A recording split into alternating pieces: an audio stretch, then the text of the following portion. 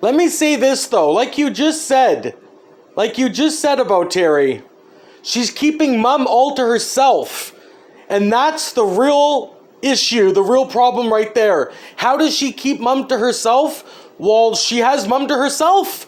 Look how Jessica, Paul's daughter, can say, I want my Métis status card.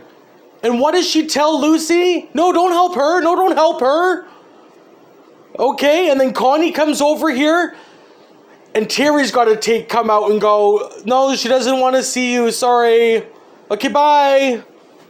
That means she's keeping Lucy all to herself, like a big kid. So you know when she said that you were selfish? No, she's selfish. She's going to say it was you that fucking ruined everything. But the thing is, you didn't ruin the relationship with Jack, Paul's daughter, Dwayne. Yeah.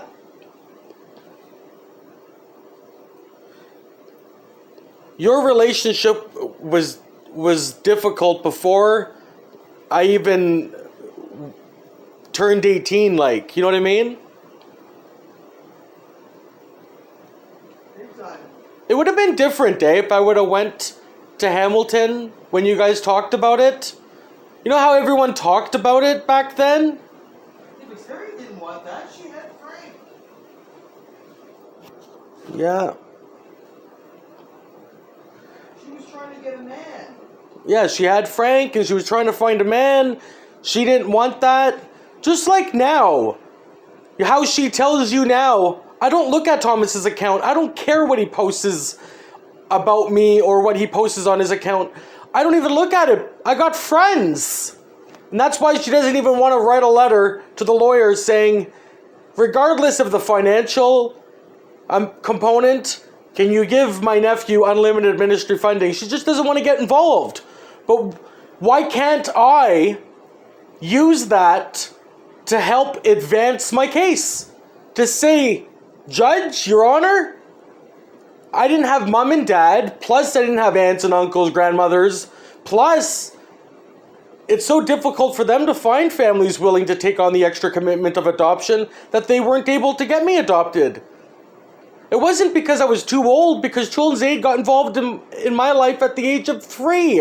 And then there was a lot of temporary care agreements. And then when we leave Timmins because we're being abused by Joe, okay, and Terry's the one who tells me this.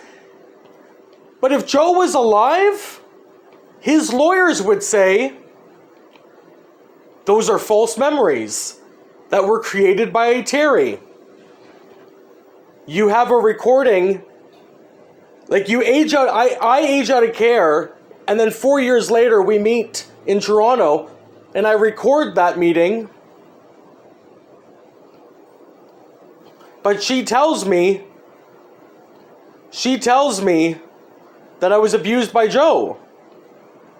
But he would argue that. They would argue that those are false memories. But regardless, we know that I was abused by Joe.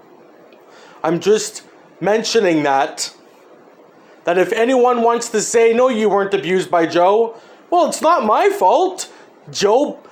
Terry gave me false memories.